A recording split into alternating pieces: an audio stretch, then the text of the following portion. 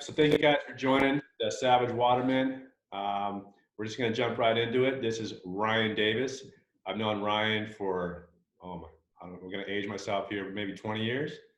But we have similar interests, and I'll let Ryan introduce himself. So Ryan, tell us a little bit about you and what you like.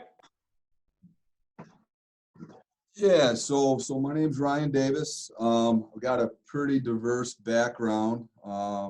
I moved out to SoCal back in the early 2000s and met Josh, one of the early parties, and we just kind of hit it off and became, best buddies, and we've been best buddies ever since. A little bit about me. I'm an over 40 working man, business guy, but I have a background in the military. Airborne infantry, special operations, and also, pretty diverse martial arts background, which I think we'll get into today. Married, got a 2-year-old daughter, hoping to get her on the jiu-jitsu mats sooner than later. And, just like anyone else right now in the crazy world, trying to get by, trying to stay strong, and, trying to sharpen the sword every day. So that's me. So when you were in the Army, how much hand-to-hand combat, or what was your training like in the Army that they provided for you guys? Yeah, so the Army, they have a program which is pretty prevalent now, and I've been out of the Army for quite some time now, but I still follow it. It's the Modern Army Combatives Program. I think it started somewhere in the mid-2000s, and it's really a combination of Muay Thai, really, and jiu-jitsu. And they have different levels. MACP is what it's called for short, Modern Army Combatives Program.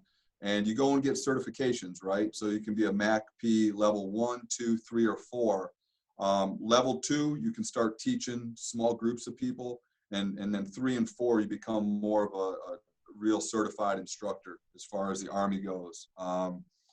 I did 2 levels of that. I never got to the instructor level. The first level of MACP was a 1-week course, mostly jiu-jitsu, the very basic movements, sweeps, escapes, some, arm bars, chokes, things like that. And then level 2 is a 2-week thing, and you get more into the Muay Thai stuff, a lot more striking in that one. But really, really good, well-rounded program. And, I was really happy to see the Army going with a more effective martial arts, because I know back in the day they were focusing more on the karate and the taekwondo and stuff like that. So did they train it? So that's the Army.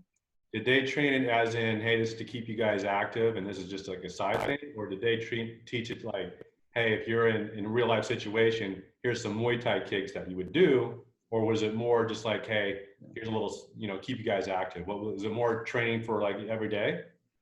Like day-to-day stuff? Like yeah, so out in the field or out in the, wherever you were stationed at? Yes. So good.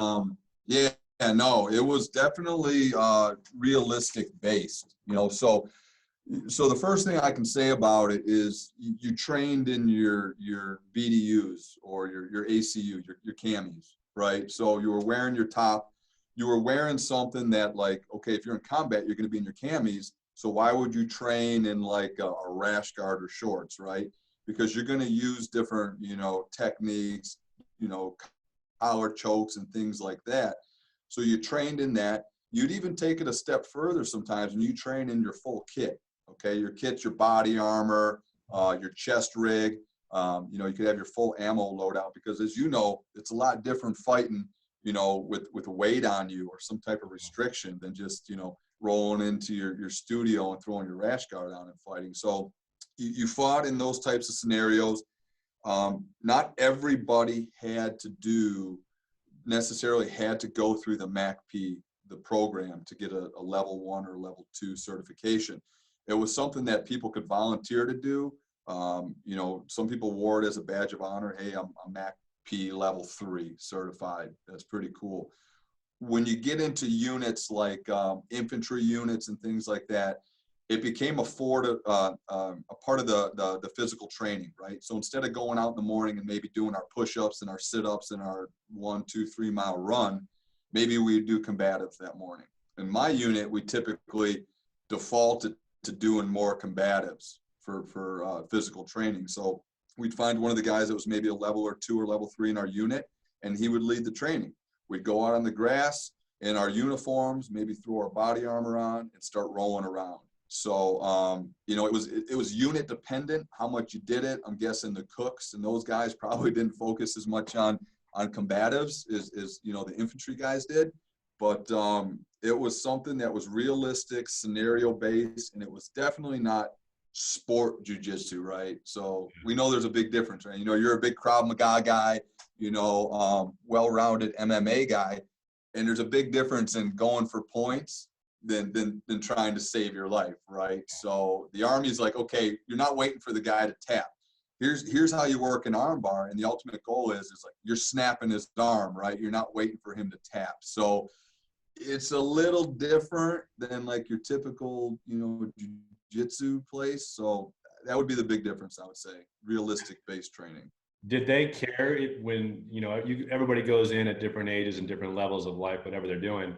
If you had a background, let's say you were a black belt in jiu-jitsu, did they put you at a different level, or did you have to start at whatever, P1, and start from scratch back in the Army? Yeah, no. So it's kind of like, I think about like when you and I went to Tim Kennedy's Sheepdog, right? So we walk in there and there's all different levels of people, right? Some people that have never been on a mat before, and then like you and I go in there and have experience.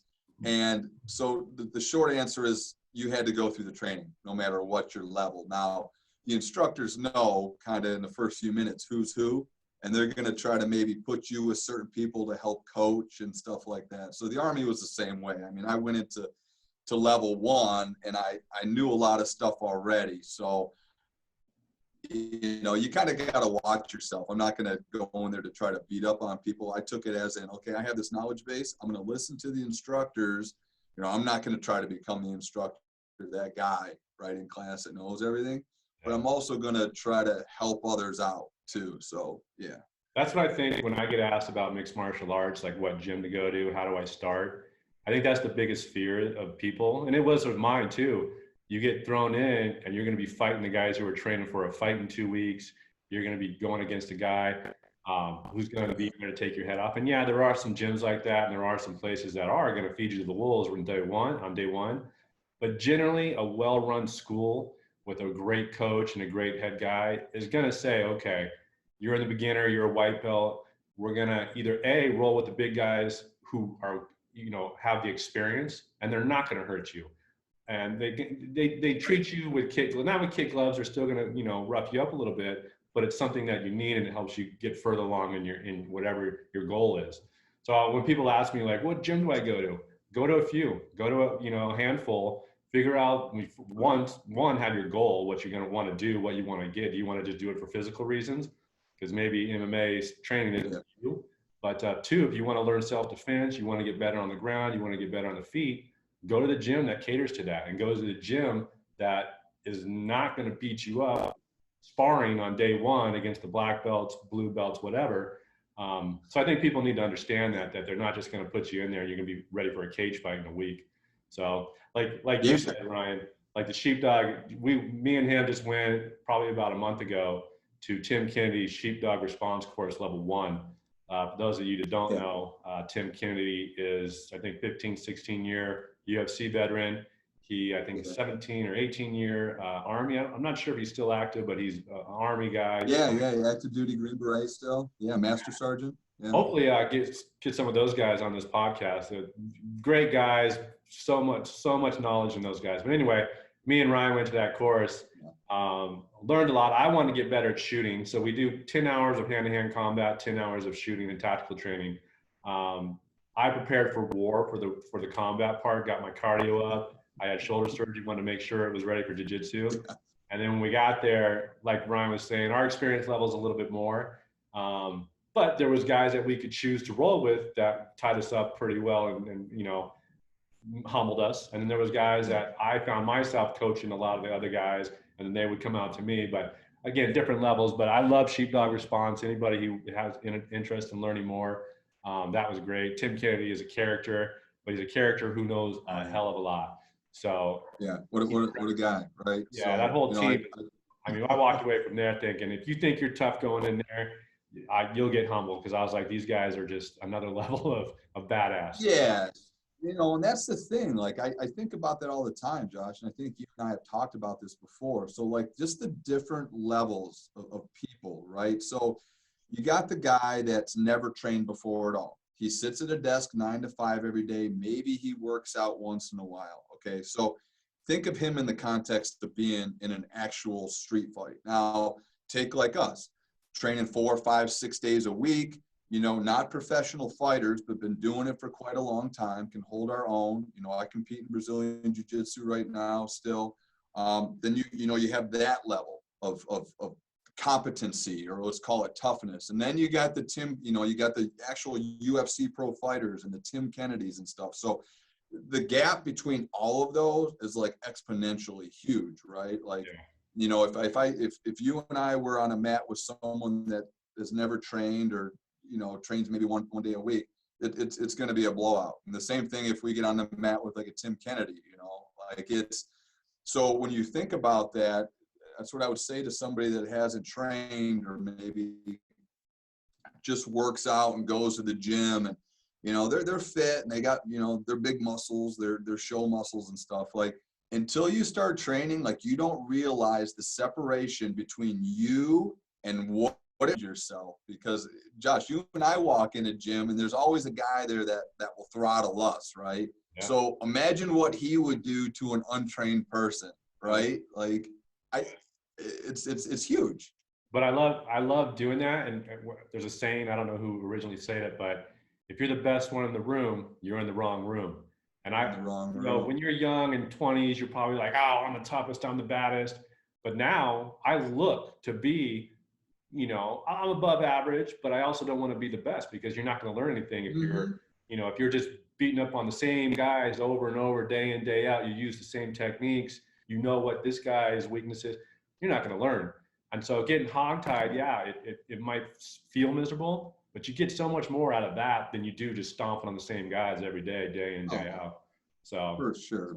Yeah. I mean, it's like going like, I'll go train later today, and we've got all different levels in there. So my instructor Vic will be in there, some of the other black belt coaches, and you got the white belts and the blue belts. I mean, there are some people that will grab a white belt and just throttle them. It makes them feel good about themselves for the day. Oh, I was able to choke this guy out or submit this guy. I mean, but really at the end of the day, unless I'm helping prepare one of the white belts for a tournament or something, I'm letting them take my back. I'm letting them get me in a dominant, be in the dominant position and me work out of that. It's not an ego thing, because I can go, right across the mat and Vic, my professor, and he's going to throttle me, right? I want to be throttled. Like, people need to be, in those uncomfortable positions as much as possible. And unfortunately, society today, people don't like to be uncomfortable, man. Right? That's especially today.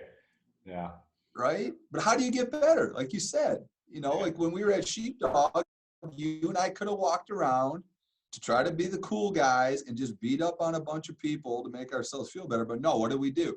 Like, I'd point to the 260-pound instructor across the room and I'd be like, hey, big guy, come here. We're rolling. Yeah. Knowing I was going to get in, it was going to be a tough one for me, but why would I want to do anything else? And I went after the instructor, and he's, what would you say he is? Maybe 5'8", $160. And $160, yeah, for sure. On me, and I couldn't do anything. And I thought, it's humbling. It makes me some people it's going to turn and they're going to shut the door and go, I never want to do that again. I just got beat up by an average guy walking around. And that's how my MMA career started. I went in with a buddy and I thought, ooh, I'm big muscle, I got all this, and I got humbled. You either take that and want to learn more, which was what I did, or you got other guys like my friend who say, I'm done with this, I got my ass handed to me, I'm going to go in a place where I'm comfortable, where it's nice and rosy and I get hand fed everything. You choose right away which one you want to do. And for me, and I think Ryan as well, we take the uncomfortable road. For me, I have a thing on my whiteboard at home saying, hey, make yourself uncomfortable every day. Whether it's giving a speech, whether it's this, I'm in Toastmasters, whatever it is, whether you're cold calling. I hate cold calling. I make myself cold call, 10 times a day or whatever it is, because if you're not uncomfortable, you don't grow. And this isn't a health guru or I'm not going to make you improve your life, but I think with fighting is the same way. Find the bigger guys, go after the guys. But also in that same respect, I think you learn, I do at least, you learn a lot more by, not more, but you learn a lot by teaching too. Because when I was going over the basics with some of those guys, I was like, oh, a basic key lock here, put your hand here. And then it reprograms your head that we've been doing for years. But now you're like, and then they ask a question like, well, why would you do that and not this? And then you have to give that answer because you're teaching somebody else. And you're like, well, this is why you do it. But we haven't thought about that stuff. And I mean, I would, it humbles you. It makes you, when you teach, I think it makes you a better student, I guess is what it is. But, yeah, I got a huge benefit out of that. And I think it's great. And I think training in general, like you're going to go train later today. You don't have to. I think it's your lunch break. And you don't have to. You can go sit somewhere and look at birds. And too easy. It's too easy not to, right? I can come up with a million excuses today to why not to go over there. I'll go tomorrow, or I trained enough this month, or whatever it is. But like, why is it any different than brushing your teeth, right? That's the easiest analogy. It's got to be part of your lifestyle, man. Like jiu-jitsu is inseparable from my lifestyle. It's part of my day, like eating or brushing my teeth or anything else. It is what it is. And even when you don't do it on an off day, what you were saying, it's, I guess the question I would ask, and your thoughts on this is, what do you think is the biggest obstacle for people in that comfort zone? Do you think it's a lot of times an ego thing, like the idea that if a person gets out of their comfort zone, that they're going to realize the deficiencies they have, and it becomes a self-esteem issue for them? Like, you have to at first have really good self-confidence and self-esteem before you can put yourself in those positions, right? Because you don't want to fail, but I want to fail every day. Yeah. Right. I don't need to feel good about myself going to the gym beating someone up. So what are your thoughts on like why people might not want to go out of their comfort zone? Well, I think it's the honesty. Nobody wants to look in a mirror, whether you're trying to lose 20 pounds or not, and say, I got to go stand in front of a mirror butt naked and look at the spots that I don't want to look at. It makes you uncomfortable. It makes you look at yourself through different eyes. And so with training, I think, like you said, if people sit in a chair and whether they're playing video games or whatever they're doing, it's a lot easier. Their routine, they got their routine. They don't want, and unfortunately, the time that it does make people to get up is when they get their ass beat or somebody picks on them or somebody, puts them, like for me, I never want to feel uncomfortable pumping gas. Like I don't want to feel comfortable going to the ATM. So for me, I love being in control of my own life. Like I'm not scared, but I'm aware. Like when I walk my dogs at 5 a.m. out here, I'm in Cabo right now. I'm not at green level. I'm right around yellow or orange because people could come out at night. I mean, but for me, I think it's people don't like discomfort. They like to eat their Cheetos or Doritos and play video games. And just like in school, they don't like getting harassed by the teacher. They don't like getting harassed by their mom. People want to do what is comfortable. They surround themselves with things that are just daily comfortable necessities for them. And then for them to get off their butts and go do something, whether it be running on a treadmill or going in and getting your ass handed to you every day, they don't want that. And so I think, unfortunately, I think so in the beginning you said, people are too soft these days, men and women. Anybody, men and women can go in and do jiu-jitsu. They can do Krav. They can do whatever they want to do. They can go out there and find somewhere to do it. And I know we're in a pandemic and a lot of places are closed. Go on Amazon and get some kicking shields or get some focus mitts. You're not going to get out of your comfort zone unless you make an effort to get there. So I think people are just so used to sitting on their butt, especially now. It's an excuse. Oh, I can't go to the gym because they're closed. I can't go do this because it's closed. Right. They don't want me to. No, that's a cop-out. That's a bullshit excuse. I didn't have to wake up at 5 a day and go running. I didn't have to go. I'm training another guy. I'm holding mitts for him. I'm down at the beach. I don't have to do that. I could easily say, hey, I want to get my own workout in. I don't want to help. No, put yourself out there. There's tons of gurus that will say, make goals, go out there and achieve them, whatever. Like Michael Bisping says, achieve, believe, you motherfucker. Like, I don't want to get too, but just put yourself in uncomfortable positions every single day and you'll feel better about yourself. When I look back and put my head on the pillow, I'm like, what did I do today? Okay, I did that. Wasn't very good at it, but you know what? I'm going to do it again tomorrow. Maybe I will be a little bit better. And you'll see. There's a guy that I follow, Sean Whalen. He says, how do you eat an elephant? One bite at a time. You don't go kill that elephant and go, I'm going to gorge myself. You take small little bites. So anything you want to do, if you want to go to the gym, start out by going to the gym, do 10 push-ups and 10 steps. Call it a day, go home. But people won't do that. They don't want to just even driving to the gym is half the battle. You've already done it. You might as well walk in and go put the effort in and get a sweat on. Oh, for sure. But people won't do it. You listen to like what's that? David Goggins, like David Goggins says, he, probably what people consider probably one of the toughest dudes on earth, right? Yeah. Just unbelievable, this guy, with the things he does with his body. And he says sometimes he will sit there for like a half an hour staring at his running shoes, like not putting him on.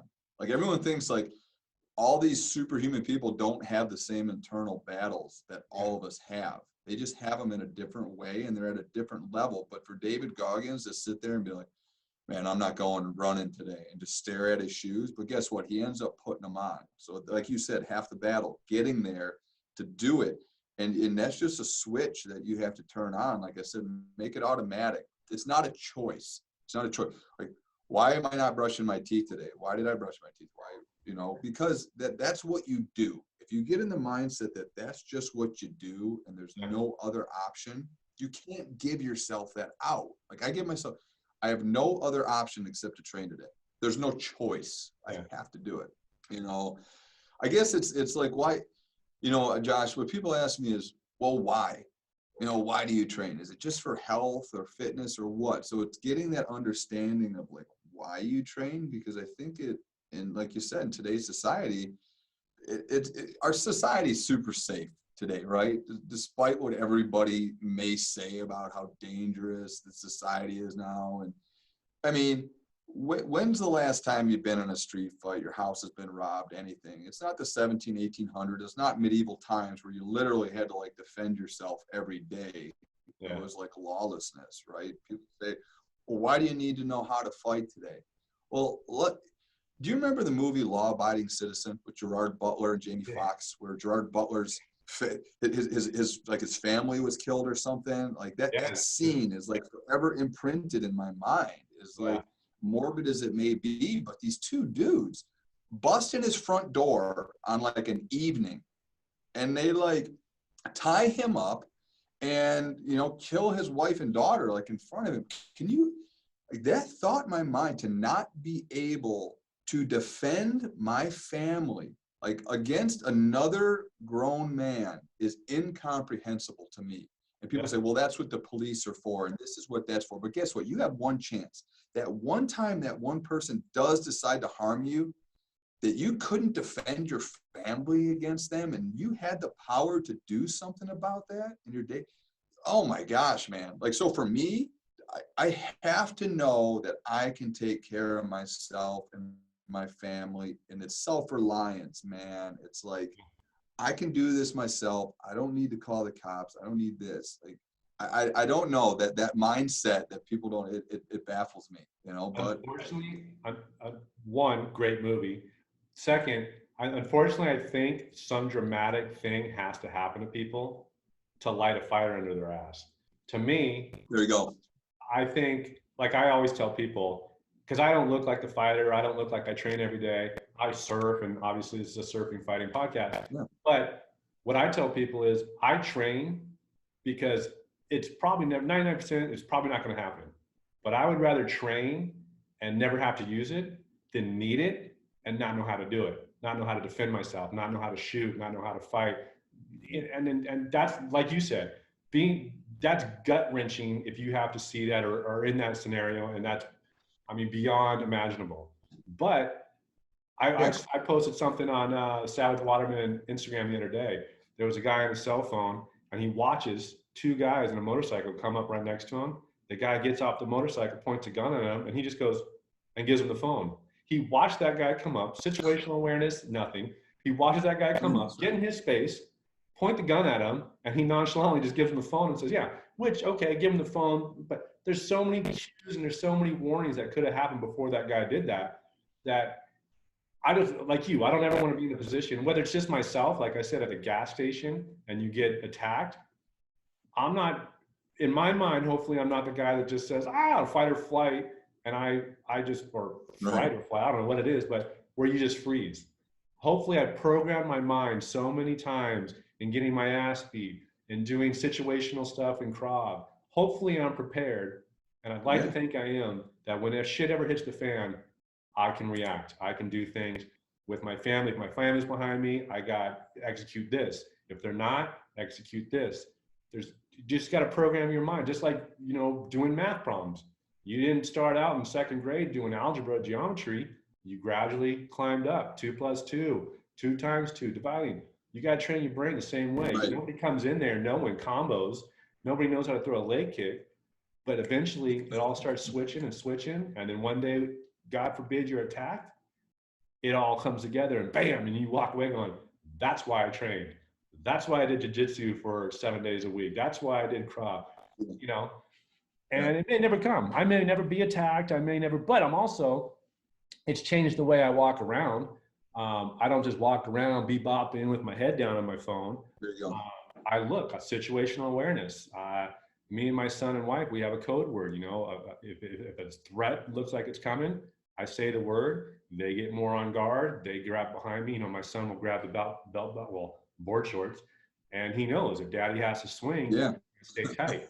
So it's not just fighting, it's everything. Situational awareness, fighting's a huge part of it, obviously, but if somebody's coming and they know you're watching them now, it deters them. Hopefully these little cues will deter them, saying, oh, that guy looks like he's on point, I'm going to go to an easier target.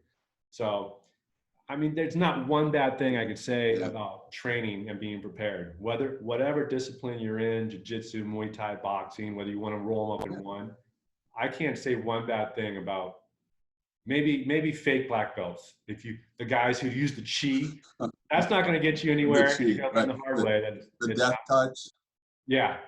I touch your shoulder and you drop down the Spock. That one I won't recommend. But any other discipline. Did you see me just sending something? I probably did. Where they where they're like throwing that rock at the monks. Oh yeah. Like he was supposed to stop it with his chi, and this guy threw a huge boulder and landed on his back, and he's walking around like, oh, why'd you do that? And the guy's like, where's your chi? I don't know how those guys even say they're practicing anything besides taking your money.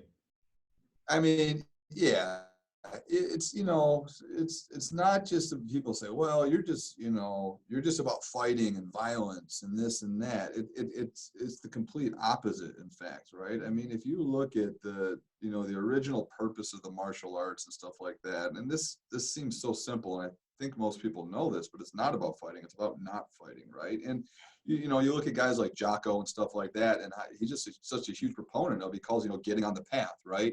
Getting into jiu-jitsu, getting into some type of training. So like, why you want to go to the gym?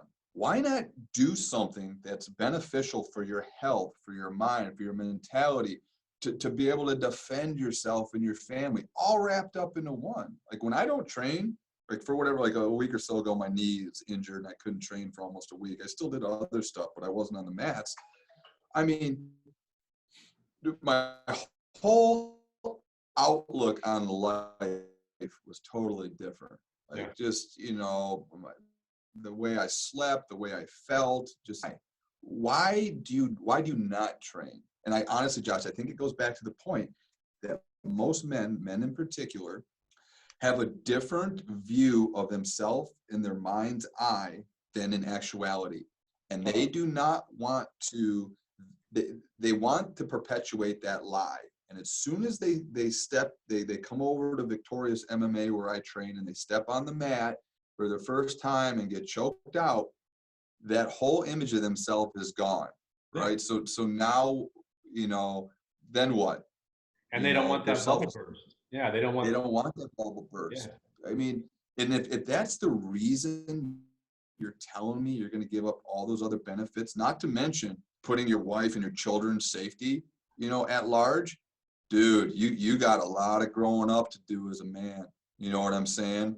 Like, go ahead and do your bicep curls at 24-hour fitness or wherever you train. Your biceps aren't going to help you, brother. I'm telling you right now, one of my coaches is 5'6", 150 pounds. I'm 215.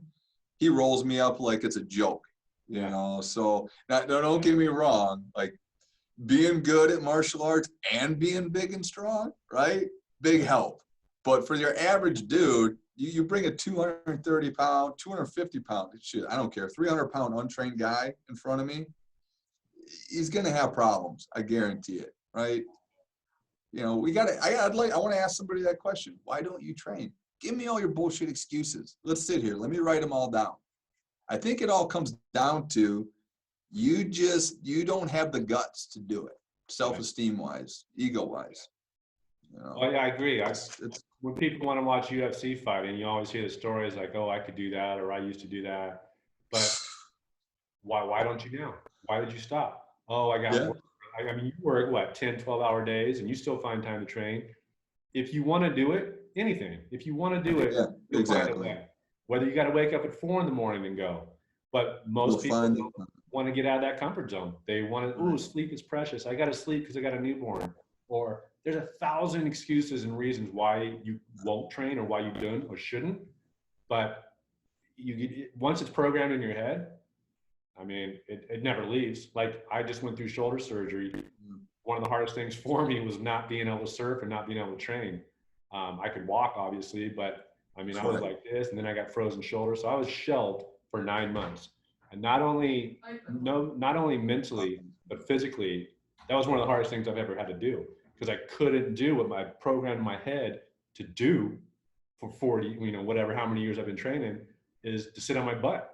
And all the doctor says is, don't do anything, don't be active. I'm like, you don't understand. For guys like us, for people who love to be active in one way or another, it's like hitting me in the jaw. Like, I need to move. And so I think people in general just say, hey, I'd rather sit on the couch, eat bonbons, and play video games, which I don't get at all. I don't associate with people who do that. And when people meet me, I'm out here in Cabo right now, and I have a bunch of surf crew guys, and they're all starting to get into, I held the mitts for, a guy every morning. He's dedicated. He wants to lose weight, but he also, like this morning, he's been sweating his butt off, doing a great job for 10 days now. And today he asked me that he had a confrontation at a surf spot we have. And he said, hey, this guy cut me off. So I shoved him, and he came at me and he speared his surfboard at me. And I thought we were going to go to the beach. What should I have done? So we didn't hit pads at all. I just ran scenarios through his head. I'm like, it's good you're asking me this now, but the event already happened. So you should have already been planning. I run scenarios in my head all day long. When I can't sleep, I don't count sheep. I run scenarios. If a guy comes in my house at 2 in the morning, comes from this door, what do I do? If I'm surfing and a guy attacks me here, where do I do in the beach? I run that all the time. And then I ask my trainer on certain ones, what do I do? And he tells me, do this, this, and that. So I told that guy the same thing. I said, it's great you're asking now, but you're about 6 months too late because the event already happened. You needed to already know what you're going to do before that shit happens. So I told him, we ended up spending 45 minutes talking about, practice. Well, my trainer told me, hey, practice one move. When the guy comes up to you, what are you going to do? And he said, what Bruce Lee said, I fear the guy don't fear the guy who practiced 1,000 punches one time. Fear the guy who practiced one punch 1,000 times. So if that guy comes up and attacks, comes up, most guys do the chicken dance or whatever, the big peacock, whatever you want to call it. Well, you obviously keep your space, but then there's that 1 or 2 moves that you gotta instill in your head, practice 1,000 times. I do that because one of them was an up kick to the balls. Have that in your mind. So obviously the adrenaline is going to be pumping off of a fight or confrontation, but you got that 1 move or 2 moves that you're going to do, and it could make or break. It could say, hey, this guy's now withering around in pain because his ball shot. But you got to know it. You got to prepare yourself for battle. It may never happen, and hopefully it doesn't. But you got to be prepared, and that's why I train. There's days where I don't want to go, but that's what I think about.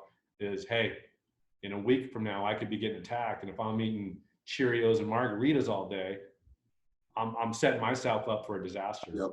And that's how I look at it. And, you know, Yeah. I think we've nailed the fighting and why you should do it. And we're not selling you to go. Ryan's from Michigan. I'm in California. We're not selling you to go one area, one training, but just train is what I say. Just get out there and get uncomfortable. Fine. Man, I challenge you to this. Just try it. I challenge you. Most places you can go in free for a week. Look, go in free for a week with an open mind. No one's going to kick your butt in there. You go into the average jiu-jitsu studio, people are going to be there to help you. Okay, they're going to be friendly. You're going to meet some cool people. Try it out. If it's not for you, say it's not for you. But don't be one of those people that naysay something without taste testing it first. Don't tell me you know all about this or the other thing without having tried it. You know, my 2-year-old does that, right? Don't do that. Yeah, but then if you try it out, man. Yeah, if you don't go and you don't like jiu-jitsu, go to kickboxing. There you go. Boxing. Find something else to be active in. But I would personally say still get real well-rounded. Practice fighting. Oh, yeah. Practice, but yeah, I mean, I just think people might step foot in a jiu-jitsu thing and go, ooh, those guys are touching each other. I don't want to do that, and walk out. And then they'll say, hey, I tried. That's not trying. You got to get down. You got to get sweaty and get tied up like a pretzel for a week. That's trying. And then if you don't like it, okay, you don't like it. But I'd say give everything at least a week or two in uncomfortable, getting sweat on, getting bruised, bumped. I mean, you're going to be sore in places you didn't even know could get sore. And that's good. That's great. To me, I love that shit. Like when I'm sore one day, I'm like, awesome. That's just, if I'm not sore one day, I'm like, I didn't try. I didn't push myself the day before. It's weird. It's weird. Yeah, it's weird. If there's like you, Josh, if there's something on me that's not hurting or sore, that's weird, right? Yeah. Not something. You know, like most people, it's the opposite with me. Yeah. You got to have that.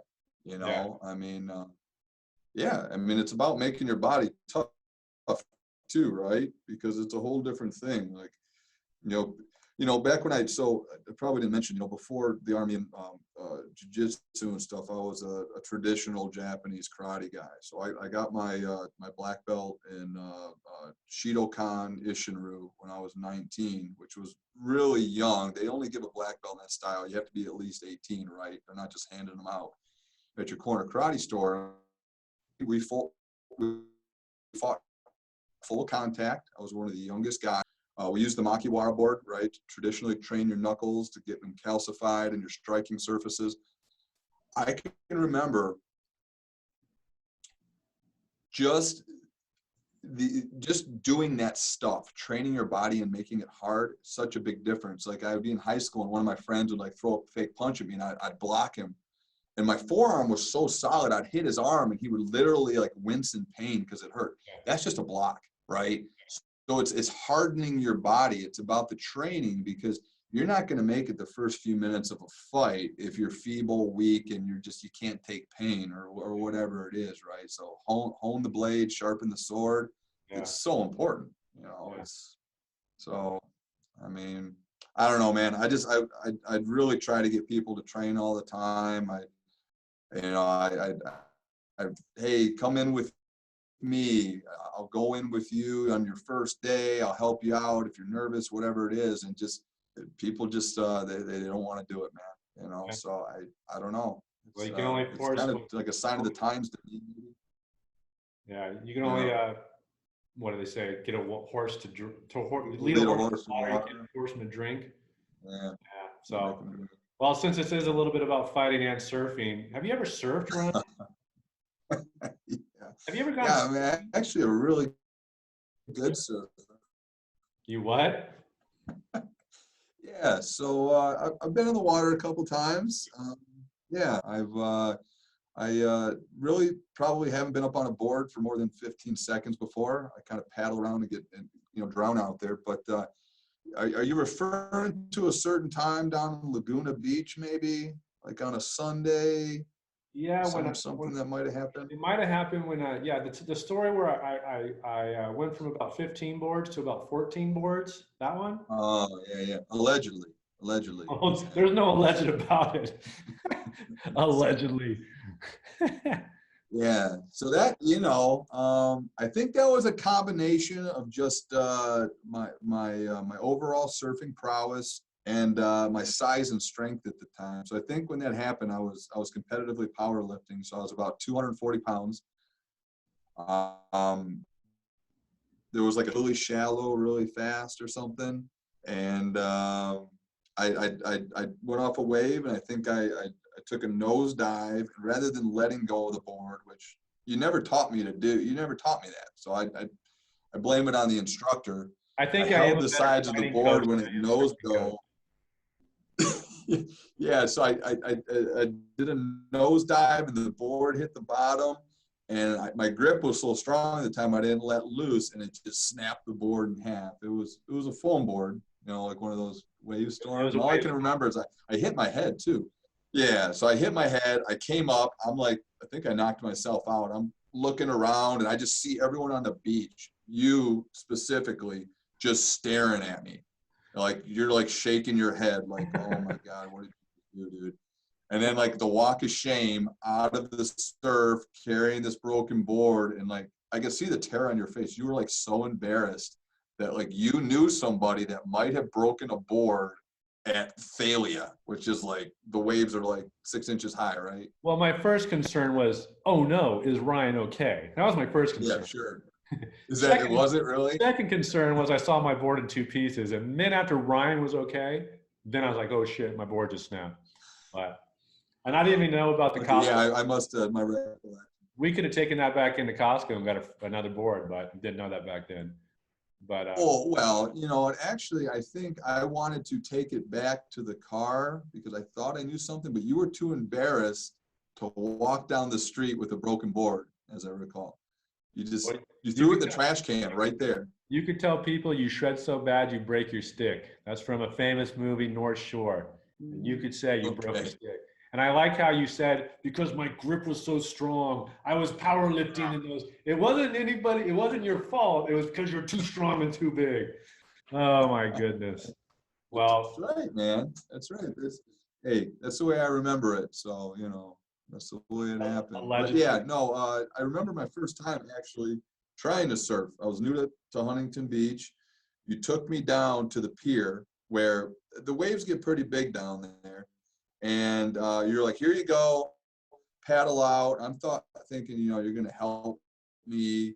And the next thing you know, I'm by myself, and they're yelling at me from the pier, like the life. I don't know what I'm doing here. And yeah, so that was my first time. But Well, maybe I'm I just am a not athletic enough. I am a better teacher at fighting than I am at surfing. People who surf will know You this. used to tell me out. Yeah, but you always think you're going to miss the perfect wave. It doesn't matter if it's 2 foot, 10 foot, 20 foot. When you're teaching somebody, you're always looking for a wave. And oh, if one comes, by the way, you got to go take it. So even my wife Yeah, hates it when she won't learn with me or go out with me because I got to go where the waves are. And so, yeah, yeah, yeah, I man. probably threw you to the wall. I probably did exactly what I tell people not to do with with a fight gym. I threw you to the wolves in day one and said, "Hey, go have fun." Yeah. I didn't take the proper due diligence and teach you all the stuff you need to know. But now you're in Michigan. We'll meet up. Maybe come out to Cabo and I'll teach you on some more mellow You waves. teach me down there again. What's Yeah, that? I mean, it's always something I'd really wanted to get into, but it's like, it's like fighting or something. You gotta stick to it, right? It's gotta Yeah. be part of your lifestyle. You gotta do it a lot. And I just never made it part of my lifestyle. And I'll tell you what, man, and I've told you this before. I played all different sports, man. I can play hockey, I can do this, snowboard, you name it. Surfing, the people that are naysayers of surfing, that is a seriously difficult sport, man. Like, Yeah. hats off, dangerous, difficult, like, yeah, yeah. So Most I people don't know, think of man. surfing Pretty as impressive. most people think of surfing as riding the wave, obviously, right? They don't think how you got out there. You had to paddle through whether it's a beach break, reef break, point break. You got to get there. Then you got to find out where the waves are breaking. I mean, there's a whole right. Actually, surfing the wave is probably the smallest part of surfing there actually is. There's so many other Yeah, variables you got to worry about, and breaking boards is one of them, and breaking your face and doing all breaking that boards is stuff. one of them. So surfing and Well, fighting go hand let in me hand. ask you this: if you could go back in time, Like if you could go back in time and like, you know, want to make me a proficient surfer, like we could start over, clean slate. Like, what do you recommend is like the best way for someone like me, a guy from the Midwest who moves out to California? How do you get good at surfing? Like if you don't know anything. Not let them use your board. No, I'm just kidding. Um, you were on the right board. The wave storms are perfect. I think the Okay. 8-footers from Costco. You just start out on those boards. You don't want to get a short board. What I tell people is the short boards are like Ferraris. You're maneuverable, you're fast, you can do all that stuff. When you're just starting, you want the Cadillac. You want the big cruiser, the wave storm, where you can get out. You don't even need to get out to the main break. You start off on the rollers and the breaking waves. Get comfortable riding on your belly for a little bit, just like in fighting. Start out small. Everything you should start out small and then go out and progress. But just get you to getting familiar with the way the water moves, the sand, bottom, where you need to be on the board, positioning. Get all that down before you try to go out to the main break. A lot of people, me included, say, hey, get out there. This is how you ride waves. Have fun. Go do it. That's why I'm not a surf instructor. Start out small on those wave storms. Get used to the waves. Get used to this. You're going to take a beating. Figure out the muscles. You're going to use different muscles than you're not used to. Just start out slow and get it. It doesn't look cool, but start out on those little rollers and just go on them. And then for far as getting up, the best thing I would say is popping up is more like a burpee. If you play football or even fighting, they'll have you do burpees. It's a quick pop up. Right. It's not a gradual one. You don't get to your knees, then slowly get to one leg and into the other leg. It's got to be a quick pop up, just like a burpee. Because the more you slowly climb up, the more that wave is trying to buck you off, and there's more things you can't control. If you do a quick burpee, get your feet stanced in the way you want, bend the knees, get low, you have a better shot at surfing than if you just kind of slowly. And plus, in surfing, like I said, small percentage is actually riding the wave. So if you're on a wave for 5 seconds and you're fumbling around for 4 of them trying to get on your feet, and then you get 1 second, you're like, yeah, and you fall over. No, pop up quick, and then you can get it. So I've seen people do it on the sand where they practice their pop-ups. I don't really think that is a great thing because. Well, that's what I was going to ask you. Yeah. I mean, that's what I thought, right? So the day you took me down to the pier that day, I was like, all right, we're gonna. I've seen movies before, right? I watched Point Break when he's trying to learn. How'd that end up together? Surf. I'm like, okay, Josh can put me on the beach. We're gonna be popping up. Thing I know, I'm out like drowning on the pier. So, I mean, so you think it's that popping up thing? Because that was my big thing, like trying to pop up, right? Like I could learn when it was breaking and I got all that, but man, me popping up, it wasn't working. Yeah. And that's the hardest part. You can do that, but it's just like a burpee, right? You come up, do a burpee, you get down, or sprawling in fighting, you sprawl and you get back up in your fight stance, right? That's the same thing. You want to do it quick. So the more you do it, you can do it on sand, but the waves aren't there, right? You're not moving. So you're taking one variable out. That's very important. So you're on the sand practicing that pop-up. That's great. You're always going to do 100% great pop-up when you're doing it. But when you're out in the water and you're on a wave, especially as you progress and now you're on face of waves, it's a different variable that you can't really get from doing pop-ups on the sand. But again, maybe I'll have a surf instructor on the podcast and totally disagree with me, but that's my 2 cents. And I'm not a great teacher, so I may be wrong. So. Well, I mean, at the very least, there was times where you did tow me out there so I could, because that was the biggest thing, right? I mean, I could only paddle out so many times and not pop up properly and fall in the water before I was like, okay, I'm done for the day, right? Because this is just too much, So, like I said, though, if I dedicated myself to it and I went out and like surfed every day, that would be the only way I see it really learning, just like jiu-jitsu or whatever. Because I don't know. And that's the unfortunate thing. Not everybody lives at the beach. They can't do it every day. So it's hard to get better. It takes longer because, it rains, the water, there's no swell. Right now it's 0 to 1 foot. I can't go surfing, so I'm going to go paddleboarding, but you can go into a gym every day. You can't go out and catch good waves or even learner waves every day. So it takes a little longer, but like you said, once it's programmed, just keep doing it, keep trying. But you're fighting and your cardio and everything out. Cardio is huge for surfing. So many times, a big swell comes in and people last 2 minutes and like, I'm over it. I can't do it anymore because the cardio is not there. So to me, they go hand in hand pretty well because surfing is getting my cardio up. I'm getting stretched. I'm getting limber. And for Yeah. surfing, you need that cardio. You need to be limber. You need to be flexible. So to me, they go hand in hand perfectly. And that's actually why this podcast was created, because they're my two passions. I know a lot about fighting, know a lot about surfing. Bring the two together, and maybe we'll have more fighters and we'll have more surfers in the world. Yeah, yeah. I mean, there's a lot of, I mean, just the balance, right? I mean, just balance and body control and all that stuff. I mean, it's huge. You know, you Yeah, see such a linkage. And when we're doing new moves or something, you know, it consists of balance. They're always like, Josh, come here. You're a surfer. You can do this one. And whether it works out or not, right. story. But they always use that as like, oh, you're the surfer. You're supposed to have the good balance. So sometimes we do jousting on a small little, bar thing we got to stand up on, and I'm pretty good at it. Yeah. But they all assume I would be because I surf. So, I think the two worlds collide. A lot of surfers want to fight. A lot of fighters want to surf, and I think they go hand in hand perfect. So.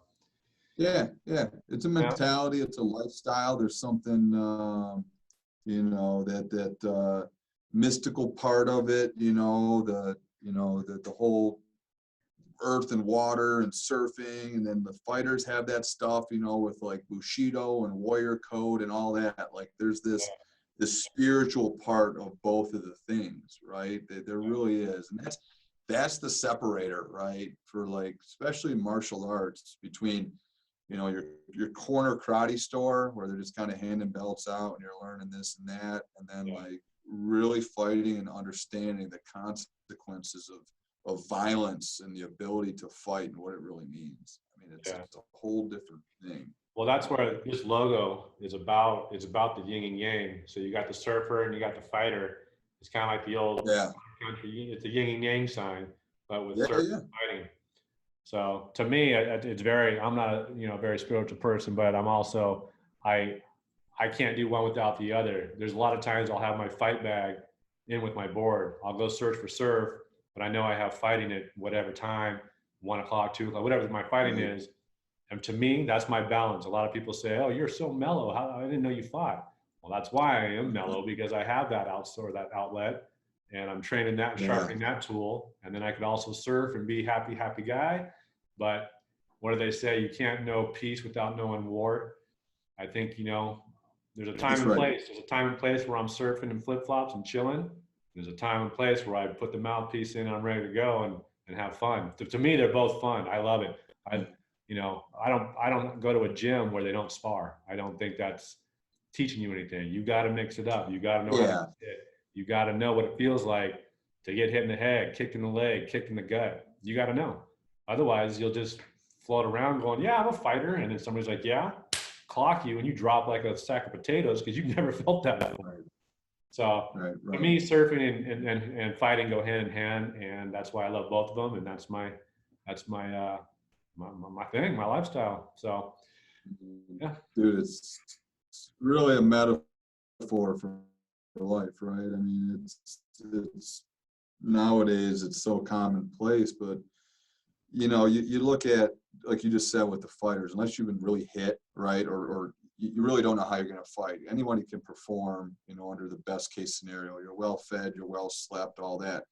But the days where you're a little tired, something hurts, maybe you got an injury, and then you get smacked in the face. Like, how are you going to be able to perform then? That's what matters. And that carries through all walks of life, right?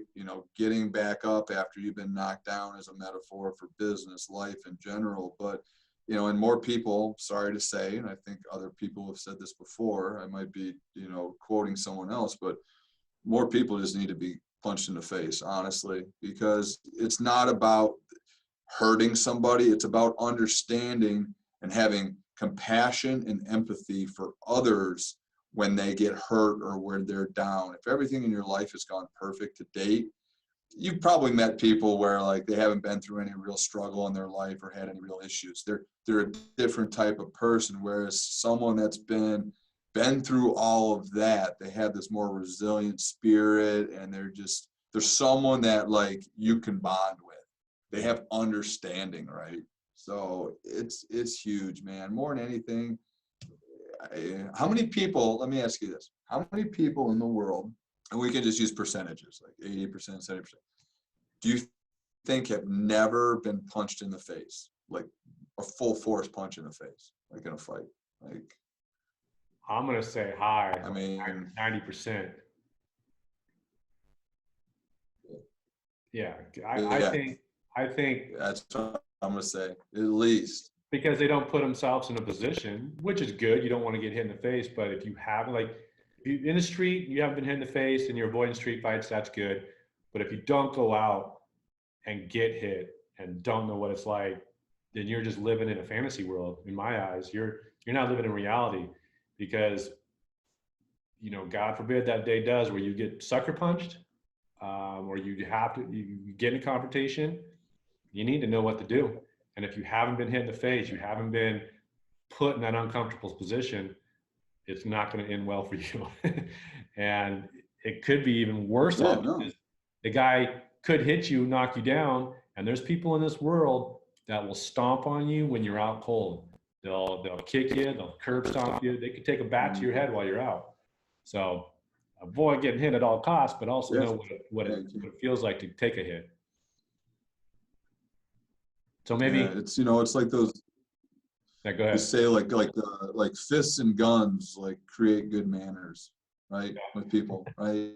You don't need to use them and nobody's fighting, but you're going to be a little less apt to tell someone to F off in traffic or stick the middle finger out if yeah, okay, it kind of sucks getting hit in the face. I've had it before. I don't really want to do it. So I want to be a little cooler with people, just like, most people nowadays, well, I'll sue you or this, or you can't touch me or whatever, yeah, I think that's really created a society where we have no responsibility for anything we do.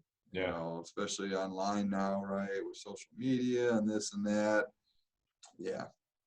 Yeah. Not a good direction we're going. So my vote is more people need to have that happen.